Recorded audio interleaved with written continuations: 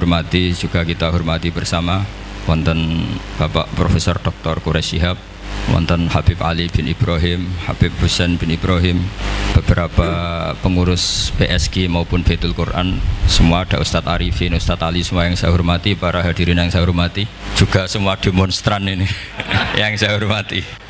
Saya ini kata orang banyak itu punya fan banyak, sebetulnya ini korban orang banyak karena ngaji Quran itu sulit, mereka nggak mau ngaji, pasrah sama Pak Quraish, pasrah sama Gus Bak, terima mateng gitu.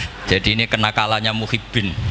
Dulu korban seperti ini juga Rasulullah SAW itu kalau sahabat ingin masuk surga itu ya gak suka ngamal yang berat-berat, juga gak suka, minta saja ke Rasulullah, ya Rasulullah saya minta satu hal. Apa? As'aluka murafaqataka fil jannah, saya minta supaya jadi teman engkau di apa? Surga. Tapi yang jelas Nabi tidak jawab secara gratisan. Nabi ngendikan fa'inni ala nafsika fi kasratis sujud, kamu membantu saya, kamu harus memperbanyak apa? Sujud. Jadi kalau ada kiai dimintai saya ingin di surga sama engkau kiai, itu nggak boleh gratisan, harus fa'inni ala nafsika fi kasratis sujud. Tapi saya ini punya ajaran yang sebetulnya agak sesat tapi masuk akal. Ini saya mohon karena saya memang punya bapak seneng guyon, punya Mbah Mun kiai saya juga seneng guyon. Karena beliau katanya gini, nak kiai ra guyon kok dianggap gak bahagia aja. Sake panitia dikira kurang sangu gitu katanya. Sehingga ajarannya beliau memang sementara orang Islam wis pokoke guyon ketok bahagia dengan Islamnya, bahagia dengan Tuhannya, bahagia dengan nabinya. Qul bi fadlillah wa bi rahmati fa bidzalika walyafrah. Lah bahagia paling gampang ekspresinya nggih guyon niku. Ngetokno di Alphard dadak repot, ngetokno di duwe akeh dadak repot, nak guyon nak murah nggih. Itu beberapa sahabat itu saking cintanya Nabi, itu cara berpikir kayak teman saya itu sering nasihatin saya, Gus ojo soleh nemen-nemen, engkau nak ning swarga mari bareng Mbah Mun sungkan katanya. Jadi kalau terlalu soleh kan surganya sama guru-guru kita kan ndak enak itu. Kalian kalau di surga kan nggak kebayang mesti polanya kayak apa gitu. Lama punya istri tidak cantik, di sana apa? Cantik. Nah itu kalau jejer guru kan sungkan gitu. Jadi makanya kata teman saya, soleh pas-pasan ya Gus, ben swarga ini nggak sama siapa? Mbah Mun katanya, sungkan katanya. Nah ternyata pikiran itu juga ada di sahabat. Ya Rasulullah, saya puas-puaskan melihat engkau di surga. Kenapa? Saya tidak mesti masuk surga. Kalaupun di surga beda kelas dengan jenengan. Jadi para sahabat ya sadar, kalaupun di surga beda kelas dengan jenengan. Tapi pelajaran yang kita bisa terima adalah bahwa semuanya itu harus ada amal kita, sehingga Nabi ngendikan fa'inni ala nafsika bikasrotis sujud, maka tolonglah saya untuk mengabulkan permintaan kamu dengan memperbanyak apa? Sujud. Saya akhir-akhir ini sering kampanye tentang sujud. Caranya gimana? Ini sekaligus untuk anak-anak PSG utamanya, karena yang mengkaji Quran. Kata ulama, mentahbib ya, menyenangkan orang kepada Allah itu butuh bayinah. Bayinah itu logika yang kebenarannya itu coro Jawa itu jelas welo-welo, sangat jelas. Namanya al-bayinah. Saya ulang lagi ya, namanya apa?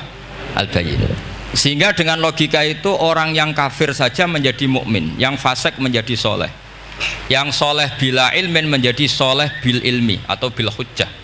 Itu yang disebut Allah, lam yakunil ladzina kafaru min ahlil kitabi wal musyrikina munfakina hatta ta'tiyahumul bayyinah. Siapa itu? Rasulun minallah yatlu suhufam mutahharah. Jadi kemampuan argumentatif itu yang harus kita bela-belain. Saya di sini sangat terhormat karena saya bisa matur di depan Pak Quraish. Saya dulu sering baca buku-buku beliau. Jadi saya nggak mungkin jadi pesaing beliau karena saya ini saya ngidolakan beliau, jadi nggak mungkin jadi pesaing beliau. Tapi kalau mutammim ikut menyempurnakan keinginan besar-besar beliau mewujudkan Islamiyah wasatiyah, insya Allah diminta atau tidak diminta harus kita bantu. Harus apa? Nah bayinahnya apa? Bayinahnya begini. Bayinah itu satu argumentasi yang jelas begini. Ada seorang ekstremis itu, singkat cerita mau ngebom tempat-tempat maksiat. Yang maksiat ini orang-orang Islam juga. Tapi saya tidak nuduh sampean, pokoknya orang-orang Islam juga. Terus ditanya sama orang yang Islam moderat, andaikan mereka nanti mati dalam keadaan demikian, aina masiruhum, lalu mereka kemana? Ya ilanar, karena mati dalam keadaan maksiat. Ditanya sama yang moderat tadi, moderat soleh maksudnya, bukan moderat liberal, moderat soleh. Karena orang kadang salah paham, moderat itu pikirannya terus liberal, tidak moderat soleh. Terus kata si moderat tadi, akan ada lika muradan Nabi, apa umatnya masuk neraka itu yang diinginkan Nabi? Kaget si ekstremis tadi, kebetulan ini ekstremis yang masih mau mikir. Terus enggak, itu enggak yang digedaki Nabi. Kalau gitu ya jangan, kita tunggu tobatnya, kita proses bersama supaya mereka mau tobat. Karena dukhuluhum annar itu tidak muradan Nabi, tidak yang digedaki Nabi Muhammad SAW. Nah cerita seperti ini tentu ada padanannya. Padanan itu artinya kias ya, kias dalam hadis sahih. Saya yakin hadis itu sahih. Kalaupun itu dhaif itu yata'ayyadu bi fatwal ulama, menjadi kuat karena banyak ulama yang fatwakan seperti itu. Saya pastikan itu diriwayatkan Qadhi Iyad dalam kitab Asy-Syifa, juga diriwayatkan Ihya, juga diriwayatkan di Hayatus Sahabah. Di situ ada sekian sanad sing yuqawi ba'duhu ba'dur. Kenapa ini saya utarakan? Karena di kota itu sanggerono hadis itu takokno sahih ta ora. Kadang sing takok ya ndak paham itu. Maca kitab ra iso kok takok sahih ta ora. Yang ditanya juga aneh, terus berusaha jawab, padahal kadang ya tidak bisa juga. Jadi di hadis itu ada penjelasan begini, ada seorang Arabi itu orang Bedui lah, orang yang kurang peradaban, minta sesuatu pada Rasulullah SAW. Karena Nabi itu tidak orang kaya, Nabi tidak jutawan, tidak hartawan, dikasih. Mungkin kalau uang sekarang mungkin 50.000 atau berapa. Orang itu gerutu segrutu-gerutunya. Nabi kok pelit gitu, kira-kira seperti itu. Akhirnya sahabat ini merasa tidak nyaman, ingin, karena ini Arab ya, ingin mengadili ini. Saya membahasakan mengadili itu ya ada Arabnya, karena kadang ada riwayat misalnya fahamma ayyadribuhu, nanti juga repot, ayat tuluhu juga repot. Makanya kalau ke Jawa itu kadang maknani bahasa Arab itu bingung, dan memang baik bingung daripada enggak bingung. Karena kalau yang enggak bingung itu keliru pede. Misalnya jika istri kamu agak rewel itu begini-begini gitu. Terus ada kalimat wadribuhun, maka pukullah. Itu kalau orang nggak bingung langsung diterjemah mukullah, nanti dilaporkan Komnas HAM gitu. Tapi kalau yang bingung itu akhirnya tatoluk mencari-cari. Ternyata di semua tafsir disebut dorban ghairu mubarrihin, ya mukul tapi yang tidak menyakiti. Jadi kekeliruan itu pasti dimulai orang-orang yang nggak bingung. Jadi ilmunya nggak cukup, akhirnya nggak bingung. Bingung itu penting. Loh betul loh. Nggak ada orang alim kecuali dari bingung. Karena orang alim itu nggak bisa pede. Karena referensinya banyak, kemungkinannya banyak. Sehingga mesti pikiran pertama kalau ada lafadz ini maknawi apa lafzi. Ini mahmul apa enggak? Ini mansuh enggak? Ini muqayyad mutlak enggak? Ini sekaligus jadi pusat studi Quran, jadi supaya teman-teman memang seperti itu. Kata wadribuhun, maka pukullah. Sama masih ingat betul ketika Pak Quraisy Shihab nulis di Membumikan Al-Quran tentang alak. Itu kalau orang ahli embriologi dimaknani alak segumpal darah itu mesti tertawa-tawa, karena nggak ada dalam proses embriologi orang lewat proses segumpal apa? Darah. Tapi kalau alak itu madatul kalimah dari kata aliko ya'liko, alakon sesuatu yang menempel, jadi zigot yang berhasil menempel di dinding rahim itu yang jadi anak. Itu ya normal saja, memang itu terjadi. Ya barokahnya bingung tadi. Atau alak dimaknani segumpal darah tapi min haitsul jinsiyah. Artinya haitsul jinsiyah itu sejenis ini. Jadi bukan di proses embriologinya tapi di jenisnya, supaya orang tidak sombong diistilahkan min alak. Tapi maknanya min jinsil alak, bukan alaknya tapi jenis alak. Itu kayak Abu Bakar itu kalau sedang bully manusia yang sombong-sombong itu, kamu kok sombong, kamu itu keluar min makhrajil bauli marroten katanya. Supaya orang tidak sombong itu disilakan manusia itu yakhruju min makhrajil bauli apa? Marroten. Kan kamu keluar dari makhrajil bauli berapa? 2 kali kan? Minar rojul lewat penis, terus nanti lahir juga lewat min makhrajil baul. Jadi untuk mengadili manusia supaya tidak sombong diistilahkan keluar min makhrajil baul marroten. Nah mungkin alak kalau maknanya segumpal darah itu maknanya jenisnya seperti ini. Kenapa kamu sombong? Jangan digugat tentang itu proses embriologi, kalau itu tidak ngalami itu. Jadi akhirnya barokahnya bingung itu alak dari proses embriologi maknanya apa? Aliko ya aliku, alakon sesuatu yang nempel, yang sukses nempel di dinding rahim. Tapi dari segi jenis mendidik tawadu, mendidik khafdul janah lil mukminin, mendidik adzullu wal ingkisar, rasa hina. Nah, itu dengan makna tadi. Saya teruskan ya. Si Arabi tadi karena dikasih 50.000 gerutu terus akhirnya Nabi memanggil Arabi tadi karena mau dipukulin sama sahabat. Nggak tahu mau dipukulin atau mau dibunuh, nggak tahu, pokoknya dikerasin tadi. Makanya nggak usah diterjemah. Kalau diterjemah nanti jadi bingung. Terus akhirnya dibawa sama Nabi, diajak masuk, dikasih banyak sama Nabi. Kasih banyak, ditanya sama Rasulullah, kamu sudah puas ya Arabi? Sudah ya Rasulullah. Hebatnya Nabi apa?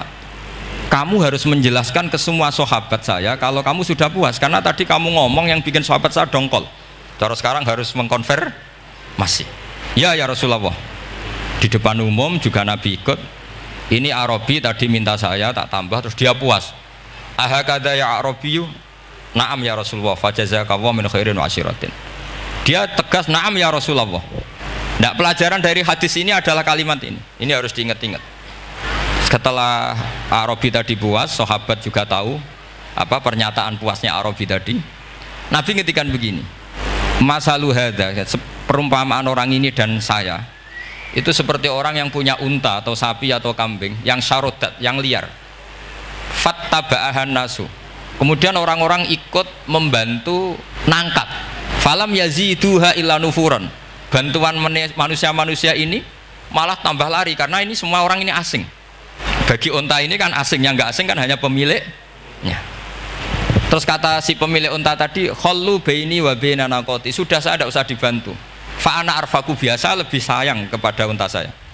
Orang nggak ikut bantu semua, terus kemudian unta itu dipanggil, fa akhadha minkum amil ardi, kira-kira diambilkan rumput, terus unta itu mau nurut.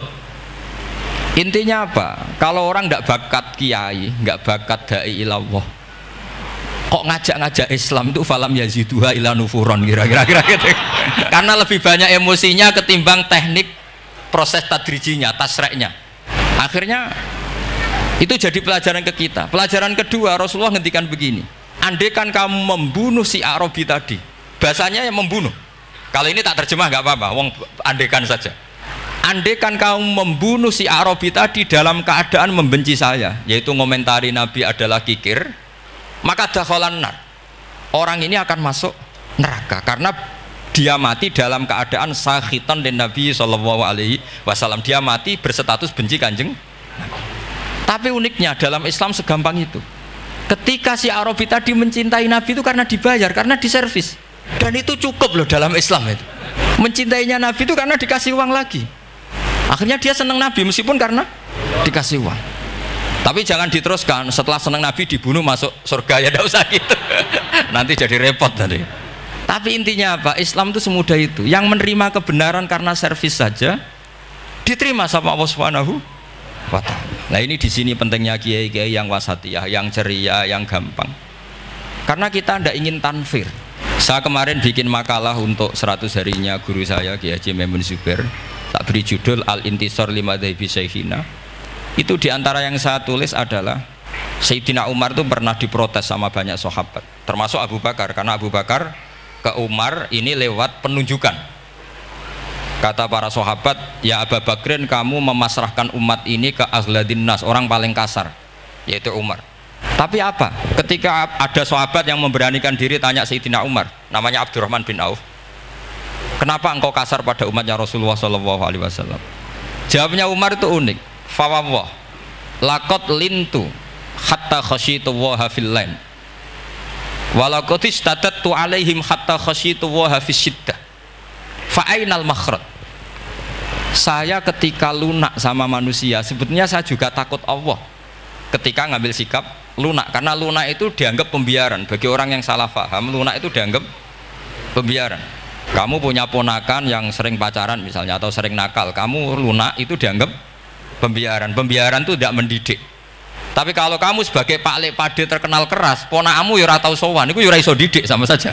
Ora kok berdidik, sowan saja gak berani, ketemu kamu lari gitu. Intinya apa? Terlalu lunak juga ada masalah, yaitu dianggap pembiaran. Terlalu keras juga ada masalah, kan hakikatnya nggak bisa didik. Orang-orang yang terlalu keras sama masyarakat ini kan nggak kok berdidik karena wong roh wis melayu. Tapi nak terlalu apian, kayak kula ini nyongkomu ya masih tak barno itu. Itu kan ya repot kan. Sehingga ngendikane Sayyidina Umar, fawwah laqad lintu linnas hatta khasyitu wa fillan.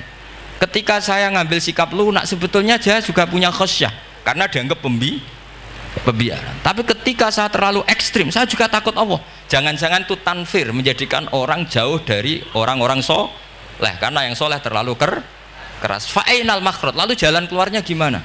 Ya jalan keluarnya tadi, wasatiyah tadi. Jangan lunak yang sampai pembiaran, ya jangan keras sampai orang tanfir. Ukurannya apa? Ya tanya anak-anak PSG nanti nih, karena yang baru mengkaji apa wasatiyah. Jadi saya mohon referensi itu sebanyak-banyaknya, karena terus ada lagi saya punya cerita, ada seorang wali yang kalau doa itu agak neror Allah, tapi itu kalau nggak wali nggak boleh, harus jadi wali dulu baru boleh. Karena kalau wali itu keliru-keliru itu ya tetap sama Allah dibahasakan isek itu bronto, enaknya kekasihnya Allah kan gitu. Makanya di antara doanya Habib Ali Al-Habsyi Shahibu Simti Duror itu doanya, tapi kamu tidak boleh melakukan doa ini, dosa. Kalau nggak wali dosa. Itu doanya gini, waj'al sayyiati man ahbabta. Jadikan kesalahan saya itu kesalahan orang yang kau cintai. Jadi kamane cara Jawa wis kadung disayang, salah-salah wis bener gitu. Jadi waj'al sayyiati man ahbabta. Jadi kalau orang yang sudah super itu salahnya jadi apik.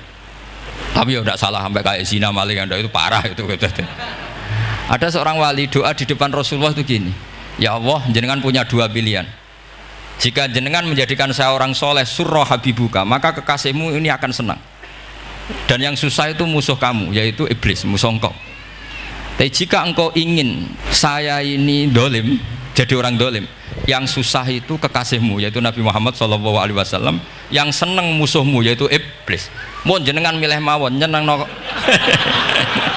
no kekasihmu apa nyenang no musuhmu gitu. Ya sudah kan, Allah tidak punya pilihan. Mana mungkin Allah ingin menyusahkan kekasihnya, yaitu kanjeng Nabi Muhammad SAW. Sama, semua ulama tidak ingin umatnya Nabi matu khinal maksiyah, mati dalam keadaan maksiat. Maka kita berusaha semaksimal mungkin, semoga mereka tobat. Semua Quran itu la'allahum yarji'un, la'allahum yantahun, diharapkan mereka Allah yang Tuhan saja, yang Al-Ghaniyul Mutlaq, Allah yang Al-Jabbar Al-Qahhar saja, sama orang-orang yang asrafu ala anfusi masih dipanggil-panggil wa anibu ila rabbikum wa aslimu lah. Allah yang Tuhan saja memanggil yang sedang di luar dipanggil masuk. Masa kita gara-gara soleh yang over, yang sudah di dalam mau dikeluarin? Itu kan apa-apaan itu. Makanya ini pasti tak dukung Islam Wasatiyah. Jadi saya dukung itu bihujjatin, bukan karena saya hormat Pak Kores orang sepuh, itu enggak. Memang bihujjatin. Kalau soal dukung karena orang sepuh itu etika namanya. Apa? Etika. Tentu saya lakukan itu, pasti saya lakukan karena itu etika. Tapi lebih dari itu karena bihujjatin wadihah, bihujjatin bayyinah. Memang logikanya seperti itu. Allah yang Tuhan saja selalu memanggil yang luar dimasukkan ke dalam. Masa yang sudah di dalam dikeluarin? Makanya kitab Ithaf, kitabnya Sayyid Zabidi itu, Sayyid Murtado Az-Zabidi, itu bab takfir, itu beliau ngeritik entek ngamek corong Jawa sampai sekian kuras, sampai beliau mengutip fa innal imama la ayyukhti afil afi khairun min ayyukhti afil uqubah. Kowe de keputusan salah nyepuro luwih apik timbang salah nyekso. Nyepuro salah tetap bener, tapi nak nyekso bener ora mesti bener. Fa innal imam la ayyukhti afil afi khairun min ayyukhti afil uqubah. Sehingga beliau terus hampir sekian kuras.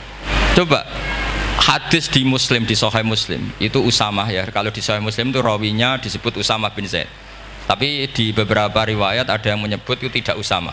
Sehingga banyak syarah mengatakan itu ta'addudul waqi'ah, memang kejadiannya dialami sekian sahabat. Itu ada perang gitu, ketika musuhnya terdesak, padahal musuh ini sudah memotong sekian tangan sahabat, ada yang sudah pernah bacok sahabat. Ketika terdesak dia mengatakan la ilaha illallah Muhammadur. Singkat cerita oleh Usamah tetap ditusuk sampai mati. Tapi sama Rasulullah ketika lapor, kamu membunuh setelah mengucapkan la ilaha illallah ya Usamah? Iya.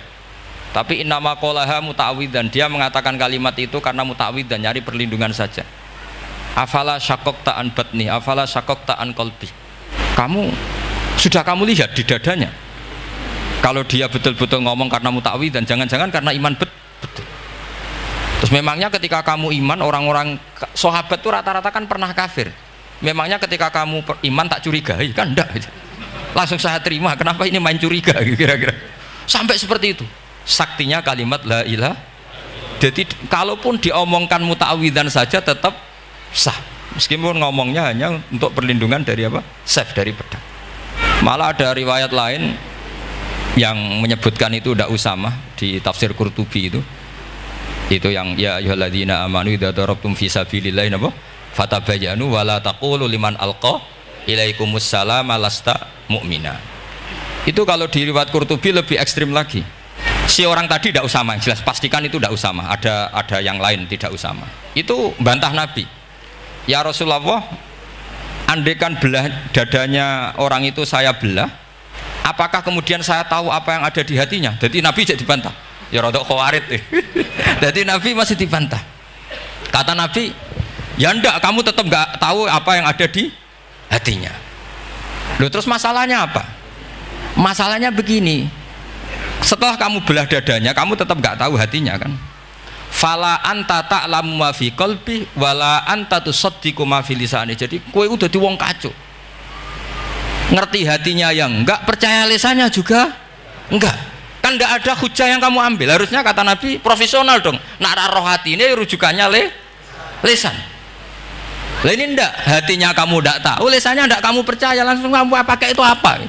Seperti saya sama jenengan kan gampang. Aku raro niate sampean ngaji api apa raro. Sementing teko nggon ngaji berarti seneng ngaji. Jadi jelas ada yang diambil. Makanya semenjak itu para ulama rata-rata itu hampir semuanya itu Islamnya wasatiyah. Karena ciri khas agama ini adalah wallahu yad'u ila daris salam. Selalu memanggil-manggil supaya orang masuk. Enggak ada ayat wallahu yukhriju min daris salam, itu enggak ada. Allah mengusir orang min daris, enggak ada. Nah, kalau sampean salahnya orang yang dicintai kayak Nabi Adam nasib sampean. Nabi Adam itu salah karena makan apa sajaratil khuldi. Kata cerita-cerita gitulah. Nanti bisa diperdebatkan. Sajaratil khuldi itu nama larangan, itu nama salah sebetulnya. Nanti tanya Pak Kures, itu kan sebenarnya gini. Istilah khuldin itu bahasa setan. Hal adulluka ala sajaratul khuldi wa mulki la yabla. Jadi iblis itu goda Adam, kamu ingin mangan pohon keabadian. Jadi kalau kita mengistilahkan sajaratil khuldi berarti mengesahkan istilah yang dipilih setan. Jadi masalah. Makanya saya enggak pokoknya anut-anut umum wong muni sajaratul khuldi ya ikut sajaratul khuldi, tapi ini sebetulnya bahasa yang dipakai setan. Singkat cerita Nabi Adam itu akhirnya makan tapi tidak banyak, makanya sebagian ayat diredaksikan dzaqo itu ngicipi. Makanya ada akala, berarti dzauk juga disebut aklu, tapi aklu yang sedikit disebut dzauk atau dzaqo. Ketika makan itu Allah duko, tapi duko be orang yang dicintai, diwarai. Cung Adam, kowe tak warai donga supaya tak sepuro. Jadi kaya anak apa minggat wong disayang, disangoni minggatlah tak sangon. Makanya waj'al sayyiati man ahbabta. Disangoni fatalaqa Adamu min rabbi kalimatin fataba alaih. Makanya saya kalau baca ayat itu cek enak, jadi sangoni. Maca iki cung yo kok ben jadi minggat digani HP mbek dhuwit engko nek wis kepen mulai ya semulai. Makanya itu jadi Quran itu luar biasa. Akhirnya Nabi Adam yang benar diusir tapi sudah bawa bekal diwarai mbek pangeran. Nah ternyata apa? Maksiatu Adam itu maksiatu muazzimin. Maksiatnya orang yang sangat menghormati Allah. Jadi kalau kamu ingin jadi wali itu pertama harus kamu berstatus al-muazzim, al-musabbih. Ternyata kata kuncinya gini, kata tafsir Ibnu Katsir ini. Waqo sama huma inni lakuma laminan nasihin. Saya ini kan muridnya Mbah Maimun, muridnya bapak saya. Kan nggak kebayang orang pakai namanya Allah kemudian dusta. Jadi Nabi Adam dirayu setan kayak apa itu nggak pernah tertarik, nggak pernah tertarik. Tapi akhirnya setan bilang, wallahi demi Allah, bahwa saya menyuruh kamu makan buah khut itu laminan nasihin. Wallahi, pakai kata wallahi. Terus Allah ya sudah merevisi larangan itu, sekarang sudah bilang boleh katanya. Nah karena kata pakai wawahi, terus kata Nabi Adam, fawawah wa izzatika ya Rabbi ma dzanantu anna ahadan yahlifu bika kadziban. Ini dawuh Nabi Adam. Adam wis tak kandhani kok ora nurut alasan apa? Terus Adam atau pangeran wa izzatika demi kehormatanmu ya Allah, Fawawahi ma'adzunnu anna ahadan yahlifu bika kadziban. Saya tidak pernah ngira ada hambamu, ada makhluk kemudian mencatut nama engkau kemudian dia dusta. Kenapa saya sebut-sebut nanti tadi asmane Mbah Mun? Andaikan saya punya teman biasa bodoni saya, biasa bodoni saya, nipu saya, terus bilang gini, Gus Bah jenengan ditimbali Mbah Mun, dan dia sumpah, kira-kira tak pikir apa ndak? Ndak, pasti saya langsung meskipun ya dibodoni. Karena saking wibawanya Mbah Mun sehingga saya tidak ngecek lagi orang ini bohong apa tidak. Nah, Nabi Adam saking wibawanya Allah di hatinya Nabi Adam, kita disebut wawahi. Allah sekarang halalkan itu, sudah tidak pikir panjang. Karena dia tidak pernah ngira ada orang mencatut nama Allah kemudian dia dusta. Seperti di dunia santri misalnya ada yang dipanggil Habib Ali, mosok disumpah sih, tenang tau ora. Oh, itu mesti teman yang biasa bodoni sampean lah, mesti langsung saking takutnya kan gitu. Sampean takut istri dibilangi teman, bojomu nelpon, wah langsung ulang. Itu mesti tidak dikonfirmasi lagi itu, saking takutnya itu. Nah, Nabi Adam itu seperti itu, saking takzimnya kepada Allah sehingga ketika disebut wawahi, nah itu yang kata kuncinya waqo sama huma inni lakuma laminan nasihin fadallahuma bihur. Itu kalau sampean teliti, ini kesangannya Pak Kures pakai madatul kalimah itu kelihatan. Fadallahuma itu rujuknya ke iblis. Jadi Adam di situ korban terus.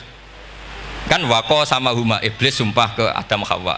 Fadallahuma, iblis menunjukkan Adam Hawa. Sehingga dia dua orang ini maksiat itu semuanya korban. Dia hanya sebagai objek. Kreatornya yaitu iblis. Tapi Nabi Adam sampai tertipu tuh gara-gara tadi. Wa izzatika ya Rabbi ma adzunnu anna ahadan yahlifu bika kadziban. Ketika menyebut nama engkau, saya tidak pernah mengira ada orang nyebut nama engkau kemudian dia dusta. Saya bayangkan orang paling brengsek sekalipun teman saya kalau bilang Gus sampean dipanggil Mbah Mun, tentu tidak saya pikir lagi. Atau di pondok sini, Kang diceluk Habib Ali, ditimbali Habib Ali. Sampean konfirmasi apa enggak? Enggak kan? Apalagi ini Allah Subhanahu wa Ta'ala. Jadi uang nek sebakat wali. Itu begitu. Nah, kalau jenis ini kok salah, itu waj'al sayyiati man ahbab. Kanjeng Nabi dalam lahirnya juga pernah salah. Dalam lahirnya, karena Nabi memberi izin orang-orang munafik gak ikut perang. Salahnya secara fikih adalah kewajiban perang zaman itu, karena zaman itu memang orang-orang kafir juga merangi kita sehingga kita dibolehkan merangi. Jangan hanya cerita Nabi perang berarti perang syariat ada gitu. Nabi perang karena diperangi. Jelas ayatnya udzina lilladzina yuqatalun, diberi izin bagi yang ngalami yuqatalun, diperangi baru diberi izin perang. Jangan langsung bangun tidur perang, itu enggak ada ayatnya. Qatilul ladzina yuqatilunakum, merangi yang merangi kamu. Wa akhrijuhum ya min haitsu akhrajukum, ngusir yang ngusir kamu. Jadi perang itu akibat bukan sebab.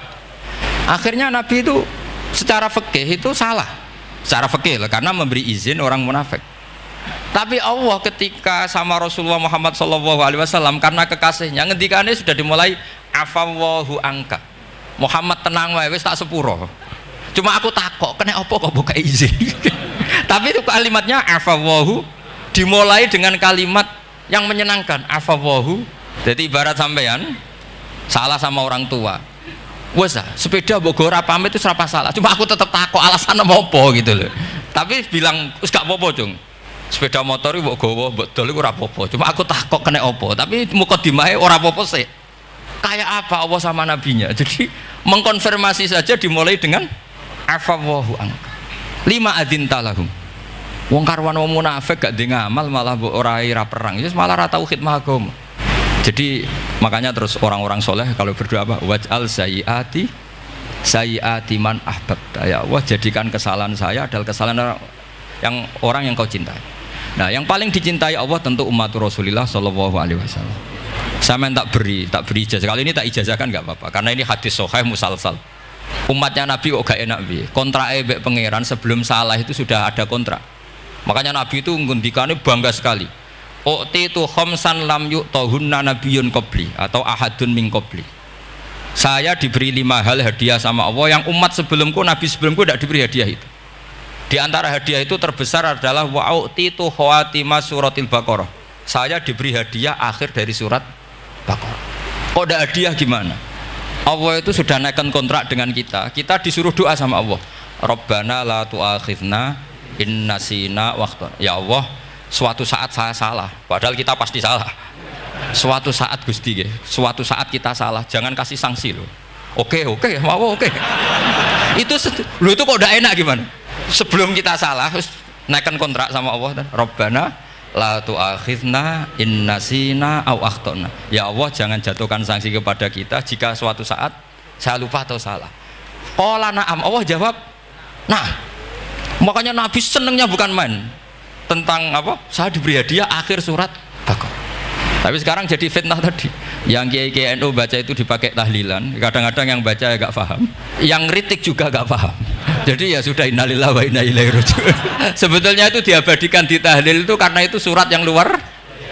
Tapi sebagian yang baca gak paham, sehingga ya dingin saja wong gak paham. Tapi kalau kita yang paham itu luar biasa. Wong belum salah, sudah ada perjanjian la tu'akhidna in nasina aw akhtana. Sama Allah dijawab, nah, yo umatem nak salah orang langsung tak siksa. Aman. Maksudnya dintain tobat aja terus salah terus. Kayak apa? Makanya beda. Nabi itu begitu bangganya dengan surat akhir surat apa? Baqarah.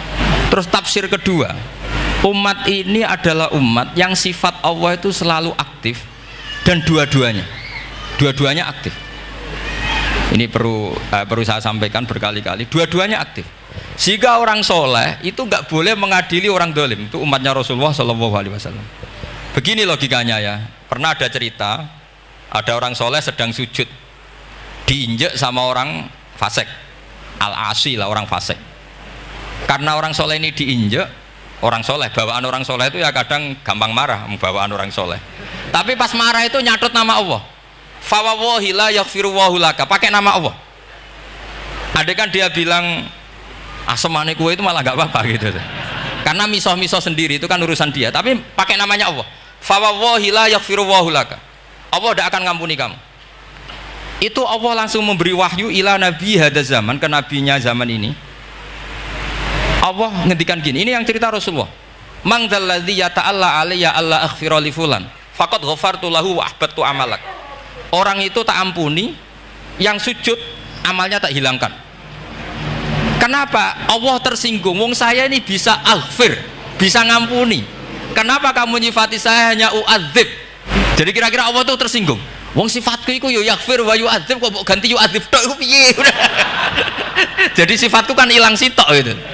Paham ya? Jadi kalau kamu melihat orang-orang maksiat, pikiran kamu Allah yu'adzibuhum itu enggak fair. Bisa saja Allah yaghfiru lahum. Tapi kamu milih situ tok, yaitu sifat yu'adzib, itu enggak fair. Harusnya ya yaghfiru liman yasha wa yu'adzibu man yasha. Tapi orang soleh ini wallah la yaghfiru wallahu laka, itu Allah tersinggung. Kenapa tersinggung? Karena Allah hanya disifati yu'adzib, bukan disifati yaghfir. Padahal Allah bisa yu'adzib, bisa yaghfir. Sehingga Wahsy ketika seperti itu, dia qatilu ahabbin nas ila Rasulullah, yaitu Wahsy adalah qatilu Hamzah. Ketika Nabi da'a alaihi, tidak usah diterjemah, itu sama Allah malah Wahsy dikasih tobat. Bahkan turun ayat laisa laka minal amri syai'un aw yatuba alaihim aw. Jadi kita melihat ahlul maksiat, oke, kita tidak cocok dengan mereka, tapi tidak cocok tetap berharap mereka tobat. Kita tarbiyah, karena kita tidak boleh nyifati Allah yu'adzibuhum qatan. Mungkin ramelok dadi pangeran kok muni qatan. Isa wae Allah yaghfiru lahu. Itu pelajaran bagi kita. Jadi ternyata si soleh tadi ditegur sama Allah, kamu tidak bisa seperti itu. Mangdalladzi yata'alla alayya, ta'ala itu corong Jawa sumpah serapah. Kok iso aku mbok sifati u'adzib tok, wong aku iso aghfir. Makanya di Quran itu ada wa yu'adzibal munafiqina. Ayatnya apa? Insya'a au yatuba. Nah ini dalil-dalil napa? Kalau jenengan mendukung Islam napa? Wasatiyah. Jadi an ilmin. Jadi saya dukung gerakan ini, satu an ilmin, dua memang secara etika. Pak Quraisy itu orang sepuh, tentu pilihan itu setelah sekian baca tafsir, baca referensi, beliau seorang akademisi, profesor, doktor. Tapi saya tetap mohon dukung kita itu an ilmin, apa? An ilmin. Memang dari awal Allah mensifati dirinya bisa yaghfir, bisa yu'adzib. Kenapa kita memastikan yu'adzib? Wong Allah bisa yaghfir. Nah dengan demikian kamu menetapkan sifat Allah dua-duanya. Jadi yang soleh ya tetap khawatir jangan-jangan ada masalah. yang fasik pun tetap ada harapan. Makanya masyhur dawuh Sayyidina Ali yang dikutip hampir semua ulama, apa? Ala unabbiukum bil faqih kulal faqih. Apa perlu saya ceritakan siapa yang ahli fikih sebenarnya? Apa kata Sayyidina Ali? Sebagian orang malah memarfukan ini ke Rasulullah Shallallahu Alaihi Wasallam. Kalaupun ini tidak hadis marfu, dawuh Sayyidina Ali pasti tercermin dari keinginan Rasulullah Shallallahu Alaihi Wasallam. Ketika Nabi ditanya siapa itu al-faqih kulal faqih atau Sayyidina Ali, malam yuknitin nas min rahmatillah walam yu'amminhum min makrillah. Apapun kondisinya orang jangan putus asakan dari rahmatnya Allah. Sehingga Nabi itu pernah sangat serius ngadepi orang-orang fasik. Tapi setelah dimultazam sama Allah ditegur, kalau kamu begitu rahmat saya kata Allah kamu batasi. Semenjak itu Nabi terus rileks. Dan Nabi kalau ibadah itu mesti milih yang paling gampang. Ma khayyara Rasulullah sallallahu alaihi wasallam amrayni ilah taron apa? Aisarahuma, pasti milih yang paling gampang. Termasuk Nabi unik itu tofa rohiban. Semua sahabat itu tofu musyatan, semua tawaf secara jalan. Tapi Nabi tofa rohiban. Jika kata ulama-ulama usul fikih, afdal mana? Ya afdal tawaf secara jalan karena al ajur bi qadrit ta'ab. Tapi untuk Nabi itu afdal tofa rohiban. Kenapa? Karena Nabi adalah muallimul ummah, pengajar umat. Kalau Nabi tidak tofa rohiban, maka orang akan bilang syarat sahnya tawaf harus jalan. Barokahnya Nabi naik unta, orang mengesahkan tawaf secara rohiban. Tapi saya ini keterusan jangan nom-nom dong nganggo skuter kok teletabis. Ini kula ya ora cocok ini. Wah ya nak sing sepuh-sepuh itu cara kula berlebihan lah. Meskipun sah tapi kula nganti risih. Debuan terbenturan itu. Yang disai itu. Mbok yo itibak Nabi itu paling enggak ya kesamaan sepuhnya atau apa Nabi kan. Ini ndak, yang penting sah apa? Wah repot ya. Terus bukti berdua gini, kalau Nabi itu ingin ibadah itu paling ringan. Suatu saat setelah Fathu Mekah, Nabi kayak apa rindunya sama Ka'bah al-Musyarrafah itu, sama Al-Ka'bah al-Musyarrafah. Nabi saking rindunya minta sama Abu Tolhah al-Hajabi itu. Minta Utsman bin Tolhah al-Hajabi itu. Utsman namanya itu. Minta kunci terus masuk Ka'bah. Itu keluar dari khimah, itu Nabi senengnya bukan main. Karena Fathu Mekah. Lebu Ka'bah senengnya bukan main. Tapi setelah keluar dari Ka'bah, itu kelihatan hazinan, kelihatan susah, tersiksa. Ditanya sama Sayyidah Aisyah, kenapa engkau gelisah padahal tadi kelihatan senang? Wadidtu anni lam adkhul. Saya suka andikan tadi saya ada masuk Ka'bah. Kenapa ya Rasulullah? Jangan-jangan umatku ngira ini penting. Dan itu berat. Sampai jadi perdebatan ulama fikih. Apakah sunat masuk Ka'bah apa? Enggak. Sebagian ulama bilang enggak. Alasannya Nabi getun cara Jawa itu kecewa, nyesal. Kenapa saat tadi masuk? Jangan-jangan umatku nanti merasa itu keharu dan itu repot. Nah kita tidak usah dilarang, memang tidak punya kesempatan. Alhamdulillah. Dilarang nggak dilarang sudah tidak punya kesempatan. Nah ini yang terakhir kenangan saya mau menerangkan dan tambah mahabbah kepada Rasulullah Shallallahu Alaihi Wasallam. Ini betul, ini sesi terakhir ini. Begini, salasun mangkun nafihi wajadah halawatal iman. 3 hal ini kalau ada pada kamu atau pada siapa saja, maka menemukan halawatal iman, manisnya iman. Ini mungkin yang jarang dijelaskan orang adalah manis itu apa? Kata Ibnu Hajar al-Asqalani sebagai pensarah Bukhari, termasuk manisnya manis adalah al-iltizat al-aqli, merasa nyaman secara berpikir. Nanti saya bacakan takbirnya sebelum saya tutup ngaji bareng ini. Begini misalnya, kita ngikuti Nabi Muhammad SAW. Tentu beliau punya al-jamalul wajhi, Nabi itu orang paling ganteng. Tentu beliau punya al-jamalul sauti, suaranya Nabi itu luar biasa. Tapi yang paling luar biasa tentu al-jamalul akli, akalnya Nabi itu luar biasa jamal, luar biasa indah. Artinya gini, andaikan Anda seorang profesor atau seorang alim allamah, seorang kiai yang paling alim, terus dikasih tahu Nabi, misalnya dikasih tahu Islam, sing gawe donya iki iku Fir'aun, kan mesti tersiksa. Logikanya gimana? Wong Fir'aun lahirnya di bumi kok bikin bumi, kan dulu buminya timbang. Mesti ra iso turu sampe. Iki ajaran nopo ra iso turu. Tapi ajaran ini mengatakan sing gawe alam raya ini Allah. Allah itu awal, Allah itu qadim. Kan terus iso turu, ya sadone lah. Nek sing gawe luwih dhisik. Paham ya? Terus sing gawe ku ala kulli syai'in qadir, wis adone lah jenenge gawe alam mesti ala kulli syai'in qadir. Nah terus Misalnya diajak paham ateis, alam ini ndak ada, kemudian ada. Penciptanya apa? Ya ketiadaan. Oh, ora iso turu sampean. Bagaimana mungkin al-adam yakhluqu maujudan, alam yang maujud diciptakan oleh Adam. Oh, ora iso turu sampean. Itu kata Ibnu Hajar al-Asqalani, halawatul iman itu adalah ibaratun anil iltizat al-aqli. Halawatul iman dan ibaratun anil iltizat, agama ini nyaman secara akal. Kita disuruh menuhankan zat yang sifatnya itu luar biasa. Allah adalah qadim, tentu pencipta lebih dulu timbang yang diciptakan. Kan enak, keren kan? Terus alam yang maujudat, hadil maujudat khalaqaha wajibul wujud. Ini maujudat diciptakan zat yang super wujud, yaitu wajibul, kan iso turu sampean. Oke, masuk akal. Nah, misalnya itu sampean dikabari hadil maujudat khalaqahal adam. Ini maujudat diciptakan ketiadaan. Mesti kalian mikir iki waras ta ora sing ngene gitu. Ya itu. Jadi apa? Kita halawatul iman itu usahakan maknanya sampai ngalami al-iltizat al-aqli, apa? Al-iltizat. Saya baca takbirnya saja, ini di kitab saya Fathul Bari. Ini di juz 9, di kitab saya halaman 193 ya. Karena mungkin sampean beda cetakan atau enggak ada nomornya karena enggak punya, enggak tahu saya. Banyak ini tapi ini nanti saya tak tinggal di Mas Wafa ini. Nanti yang enggak boleh di ngopi saja, di foto aja. Selumayan ben ngaji ku nganggo kitab ben kok wong alim itu keren ya. Saya baca Bismillahirrahmanirrahim. Halawatul iman. Beliau ngendikan wa yaltadzu bidzalika iltizazan aqliyan. Jadi orang merasa nyaman secara iltizazan aqliyan, akalnya merasa nyaman. Idzil iltizat al-aqliyu idrakuma huwa kamalun wa khairun min haitsu huwa kadzalik. Jadi beliau mencontohkan gini, kamu disuruh minum obat. Beliau contohnya itu kamu disuruh minum obat. Tentu secara watak kamu tidak senang karena obat itu pahit. Tapi kamu merasa nyaman setelah sakit minum obat, merasa nyaman karena ada harapan sembuh. Jadi watak kamu tidak senang, lidah kamu tidak senang karena pahit, tapi akal kamu senang. Wah enak aja, bar disuntik, bar diinfus, bar minum obat. Berarti itu namanya iltizazan aklian. Akal kamu merasa apa? Nyaman karena telah melakukan sesuatu yang sesuai akal.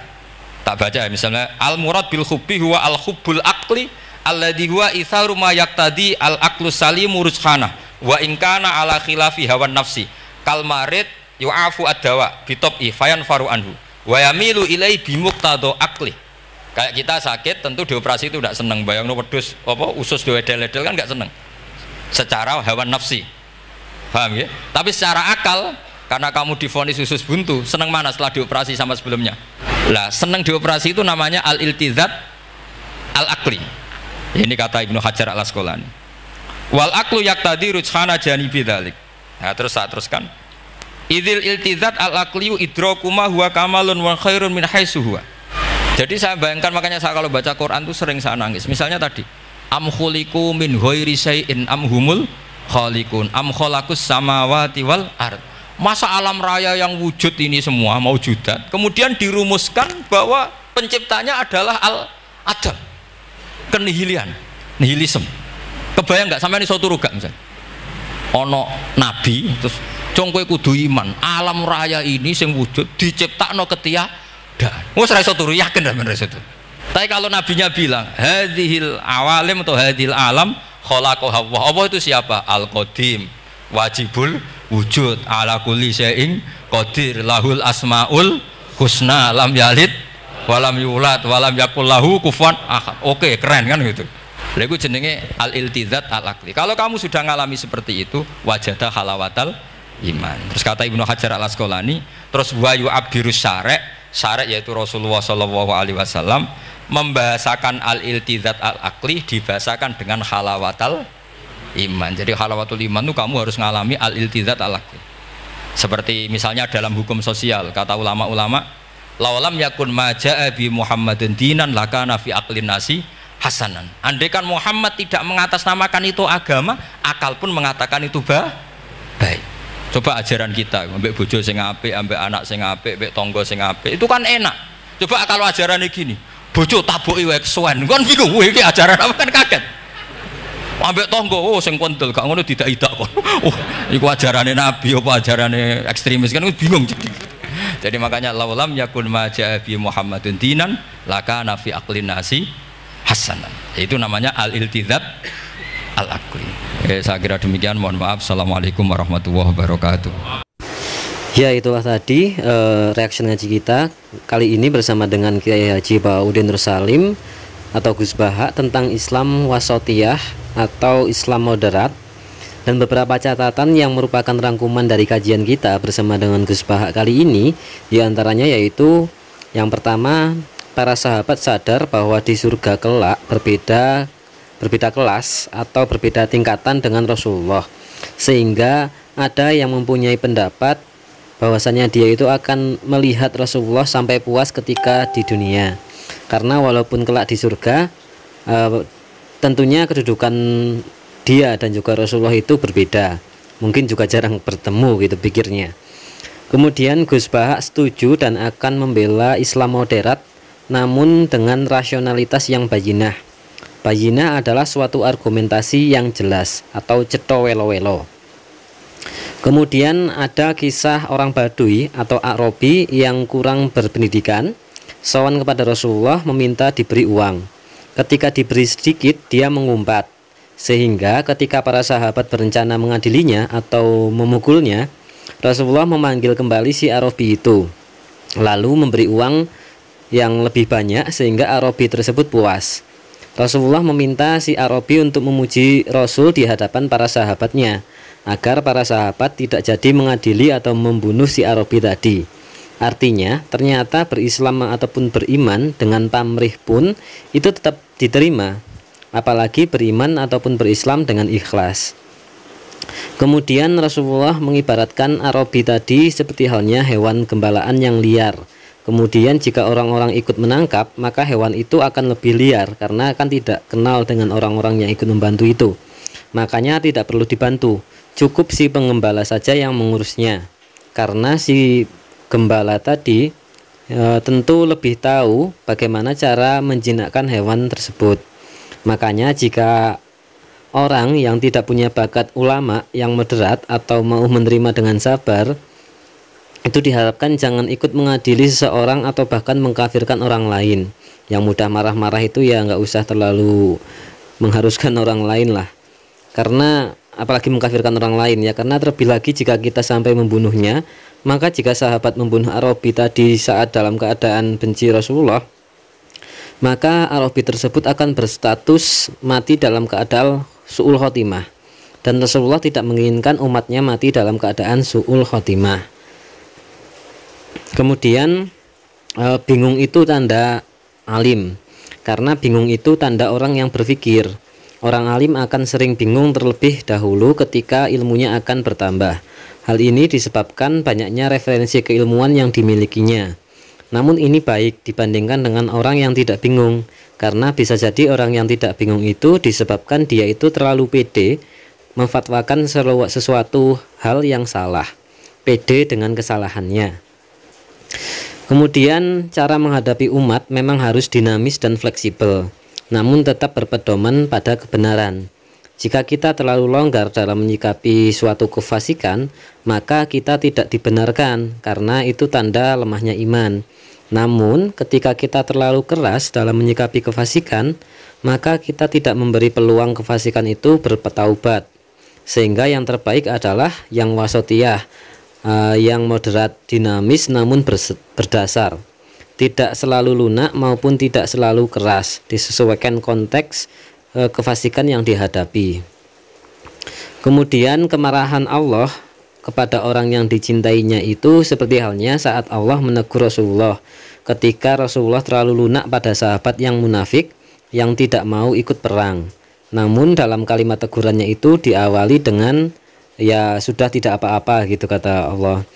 Ya sehingga istilahnya itu menenangkan Rasulullah. Jadi Allah itu menegur Rasulullah dengan cara yang baik dan sudah memaafkan Rasulullah terlebih dahulu.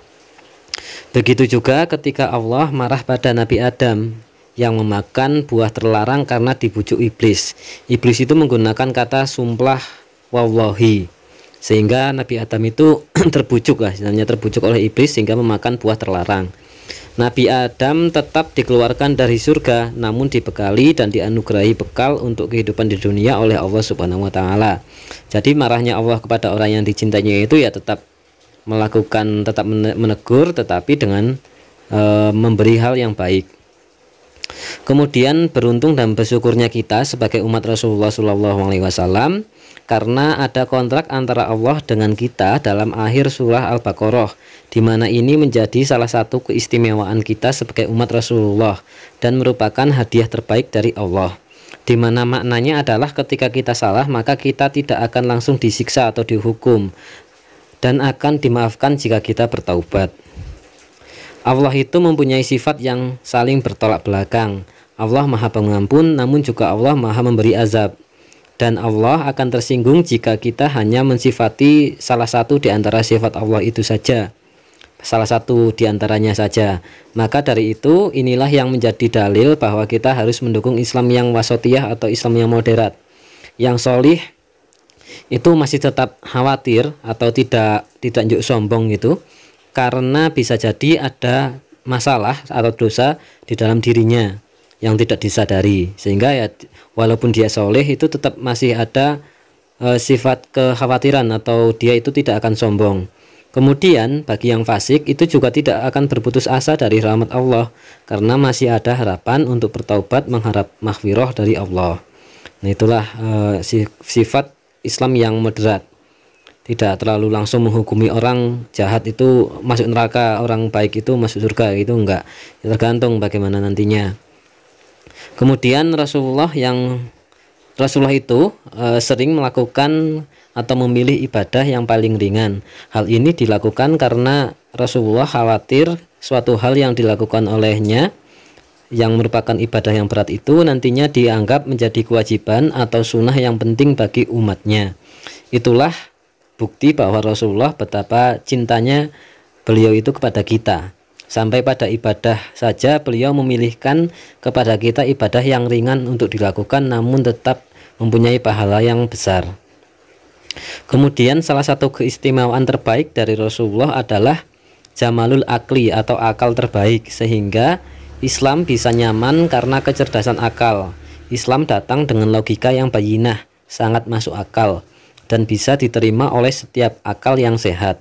Dan bahkan jamalul akli ini yang mendukung sifat fatonah Rasulullah, sehingga mujizat Rasulullah itu tidak berbentuk fisik sebagaimana nabi yang lain, melainkan mujizat berupa kecerdasan rasionalitas bayinah dalam Al-Quran, sehingga Islam akan bisa diterima dan relevan hingga kiamat. Nah itu beberapa hal-hal yang kita catatkan.